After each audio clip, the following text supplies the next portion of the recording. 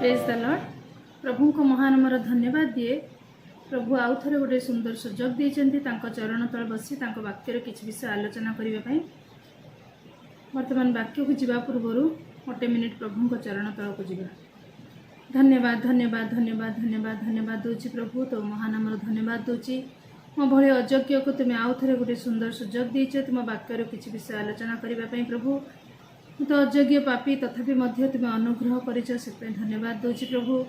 हे पवित्र आत्मा परमेश्वर प्रभु, तुम्हें मो मुख दे कथा कह ता द्वारा जपरी प्रत्येक हृदय को ताहा जपरी स्पर्श करने को पार, प्रत्येक हृदय ताहा जपरी प्रवेश कर आम जपरी ताहा दैनंदिन जीवन में कार्यकारी करने पारू। तुम्हें आमको अनुग्रह कर प्रभु। वाक्य द्वारा तुम्हें आम सहित कथा कह। प्रार्थना श्रवणकारी परमेश्वर प्रार्थना शुणिल उत्तर देवाक जाऊँ बोली धन्यवाद दे जीशु तुम प्रिय नाम मांगुची आमेन। आम वर्तमान वाक्यर जो विषय आलोचना करवा तार प्रसंग होची तुमने मोर साक्षी हो। वर्तमान समय जेकोसी गोटे सत्य को प्रमाणित करने को हेले आमको गोटे साक्षीर आवश्यकता पड़े। जदि साक्षी न थाए आम से वाक्य कौन प्रकार कथार तार मूल्यहीन हो जाए।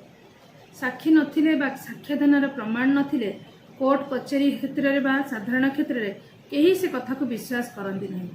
से भली पुरातन जुगर मध्य साक्षी बा साक्ष्यदान आवश्यकता थिला। आज आमर अनेक लोक कोरोना महामारी रे मृत्युवरण किंतु आमे सेमानकर साक्ष्य जेतेबेले शुणुचु से लोक विषय आम जानीपारचु। तेणु प्रत्येक विषय साक्ष्य द्वारा ही से विषयटी प्रमाणित होता है। तेणु जीशु जेतेबेले शिक्षा दौथिले आ आश्चर्य कर्मगुड़ी करुथिले सेतेबेले लोके तांको ईश्वर को पुत्र आ मसीह बोली विश्वास करुनथिले। से जीशु कहते मो विषय धर्मशास्त्र साक्ष्य दिए। तेणु सत्य को प्रमाणित करने को हेले साक्ष्यदान आवश्यकता रही। पुनरुत्थित है जितेबाला जीशु पुनरुत्थित हेले सेतेबेले से अनेक को दर्शन देते।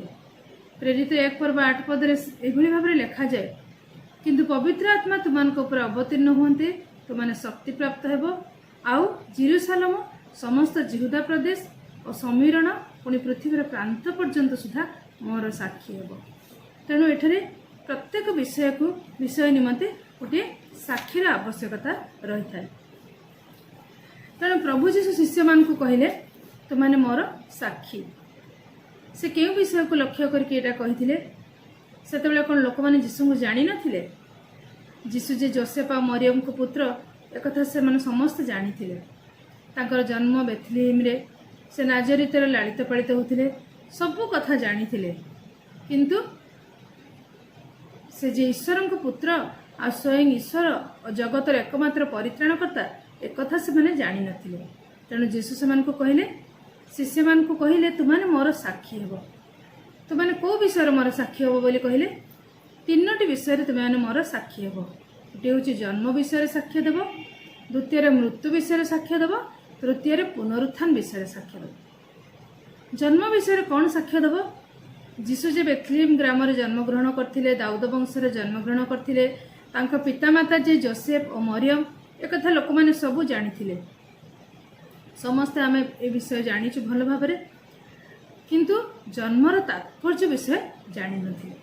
तेणु जीशु से मानकु कहले तुमने मोर जन्मर साक्षी हो। जीशुंकर कथार तात्पर्य होची जे मानव जातिर परित्राण निमंते मनुष्य रूप धारण करी से जगत रे जन्म ग्रहण करथिले। से रक्त मांस विशिष्ट मनीषर मध्य बास कले। संपूर्ण रूपे मानव जाति सहित निजक मिसई देथिले। आम साधारणतः देखुजे उच्च जातिर लोक नीच जातिर लोक सहित मिसी पारेनी, धनी लोक दरिद्र सहित मिसी पारेनी, शिक्षित लोक अशिक्षित लोक सहित मिसी पारेनी। किंतु आमर ईश्वर जीशुख्रीष्ट समस्त सहित मिशुले। सर्वशक्तिमान ईश्वर अति पवित्र हेले मध्य निजको न्यून करी मानव जाति सहित निजको सामिल करदेले। मनीष निकट में मनुष्य भाव आसिले। एथिर अंतराल थिला तांकर मानव जाति प्रति अनाबिल प्रेम आउ मानव जातिर परित्राण। यही घटना आम प्रेम नम्रता आउ त्याग विषय विशेष भाव देखा पाऊँ। प्रभु जीशु चाहूले जे तांको शिष्य माने मध्य तांको भली नम्र हंतु, तांको भली त्यागर जीवन तांकर हो। से दरिद्र मान को से माने दया करंतु, दरिद्र मान को निकट रे तांकर प्रेम आ त्याग को प्रकाश करंतु। एटा सब बेले जीशु चाहूले। द्वितीय कौन ना मृत्यु विषय कौन साक्ष्य देव यीशु कहले मोर मृत्यु विषय तुम्हें साक्षी हेब। यार अर्थ कौन यीशु कौन गोटे अपराधी थिले ना दुष्कर्म करथिले कि पाप करथिले से किछि कर नथिले किंतु तथापि मध्य तांको क्रूसीय मृत्युभोग करबा पड़िला। ए क्रूसीय मृत्युभोग परि यंत्रणादायक और लज्जाजनक पाप भोग करबा को तांको पड़िथिला। से संपूर्ण भाव निष्पाप थिले निर्दोष थिले आ पवित्र थिले। सेथिबे से थरे तांकर विपक्षवादी मानक संगे चैलेंज करके कौन कहले ना मो ठारे पाप अछि बोली तुमनक मध्य केही प्रमाण दे परिबो कि आमे जोहन 8 पर्व 46 पदरे देखिबा को पाओ।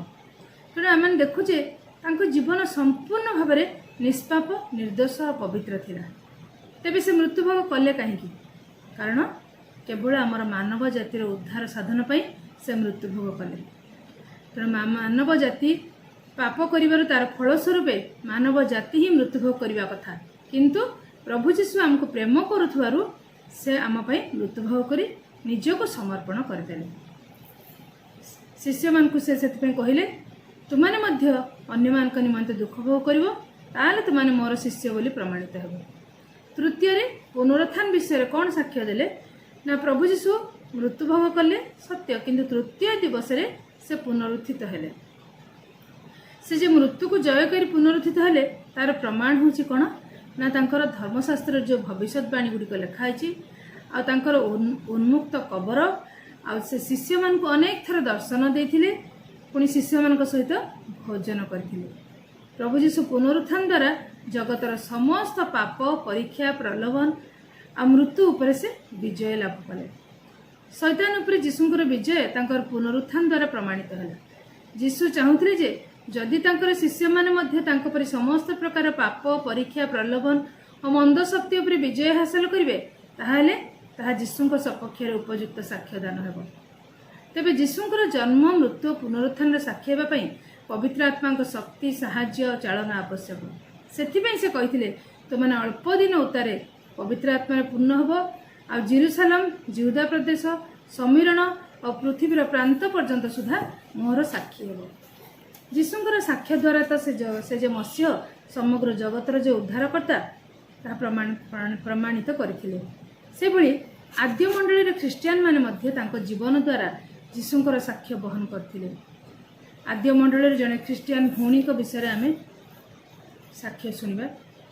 से जने से साक्ष्य शुणिले देह से उठिब।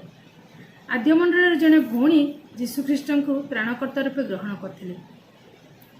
तांकर गोटे 8 वर्षर गोटे पुओटे थिला। रोमियो सैन्य माने से भौणी को कहिले जीशु को अस्वीकार कर नहले तुम पुओ को फुटुथुबा तेल करेरे आमे पकई देबो। पुओटी ता माँ को धरी थाए। माँटी जीशु को आदौ अस्वीकार कला नहीं। ता सम्मुखर गोटे बड़ करेईटे तेल फुटु थाए। माँ ठार से पुओ को रोमियो सैन्य माने छड़े नहीं कि से फुटुथुबा तेल करेईरे पकई देबे। केते भयंकर से दृश्य होइतिबो टिके भाबिबा केते भयंकर लागुची सुनिले। तापरे से जीशु को से भौणी को जीशु को अस्वीकार करिया पे कहिले मात्र से कहले मु किपरि मो प्रभु को अस्वीकार करिवि। तापरे से भौणी को गोटे लुहा चौकी रे बसई दे तांकर हाथ दुईटी को चौकी रे बांधी देले आउ चौकी तळु निया जळै देले। से भौणी को अवस्था कोन हितबे टिके भाबंतु तो थरे। एमिति अनेक अनेक लोमहर्षणकारी घटना सब आद्य मंडली रे आमे देखिबा को पाऊ। एटा आमे एब्री 11 पर्व 36 रु 38 पदरे जदि पढ़िबा तार सेथुर आमे देखिबा को पाइबा। आद्य मंडली रे ख्रीस्टियान मान को जेपरि ताड़ना करा जाउतला आज कोन सेही भली तमने हमकु ताड़ना करा जाउची। आज रो ख्रीस्टीय समाज कोन सेही साक्ष्य बहन करि पारुची कि आज आमर जीवन और कार्य किछि सामंजस्य रहुची ना भिन्नता रहुची। आज आमे खाली लंबा लंबा शिक्षा दउचु गीत गाउचु केवल मुखरे प्रभु को स्वीकार करूचु ना आमर कार्य मध्य आमे तांको साक्ष्य बहन करचु। टिके निजको निजे प्रश्न करिबा। से दिन आद्य मंडली सहभागिता एकता प्रार्थना सुसमाचार प्रचार दुख भोग जेपरि थिला आज आम मंडली समाज रे से भली एकता सहभागिता प्रार्थना दुख भोग आ सुसमाचार प्रचार से भली देखा जाउची कि सेतेबे 12 जन शिष्य जगत को उल्ट पाल्ट कर दउथिले किंतु आज आमर हजार हजार मंडली बढ़ी उठिक मध्य आमे से भली साक्ष्य दे पारुछु कि आज अनेक सेमिनार अनेक रिवाइवल मीटिंग आयोजन करा जाउची। अनेक ख्रीष्टीय पुस्तक पुस्तिका बंटा जाउची। କେତେ ଟଙ୍କା ଖର୍ଚ୍ଚ କରାଯାଉଛି, କିନ୍ତୁ ଆମ ଜୀବନରେ କିଛି ଫଳ ଦେଖାଯାଉଛି କି? ଯଦି ଦେଖାଯାଉନି, ଯଦି ଆଜି ପର୍ଯ୍ୟନ୍ତ ଆମେ ତାଙ୍କର ସାକ୍ଷୀ ହୋଇପାରିନୁ, ତେବେ ଆଉ ବିଳମ୍ବ କରିବା ନାହିଁ। ଏବେଠାରୁ ନିଜକୁ ପ୍ରସ୍ତୁତ କରିବା, ଆମର ଦୈନନ୍ଦିନ ଜୀବନରେ ଯୀଶୁଙ୍କୁ ପ୍ରକାଶ କରିବା, ଆଉ ତାହା ହିଁ ହେବ ଆମର ପ୍ରକୃତ ସାକ୍ଷ୍ୟ। ଲୋକେ ଆମର ବ୍ୟବହାରିକ ଜୀବନରେ ଯୀଶୁଙ୍କୁ ଦେଖିବାକୁ ଚାହାନ୍ତି। ତାଙ୍କର କଥା କେବଳ ଶୁଣିବାକୁ ନୁହେଁ, ଆମେ ଆମ ଜୀବନରେ ମଧ୍ୟ ତାଙ୍କୁ ପ୍ରକାଶ କରିବା, ଯଦ୍ୱାରା କି ଅନ୍ୟମାନେ ଆମକୁ ଦେଖି ଯୀଶୁଙ୍କର ସାକ୍ଷ୍ୟ ବହନ କରିବେ। ପ୍ରଭୁ ଆମ ସମସ୍ତଙ୍କୁ ଆଶୀର୍ବାଦ କରନ୍ତୁ। ଯେପରି ଯୀଶୁ ନିଜେ ସାକ୍ଷ୍ୟ ବହନ କଲେ, ଆମେ ମଧ୍ୟ ତାଙ୍କ ସଦୃଶ ଦେଖାଯିବା ଉଚିତ। ଆମେନ୍।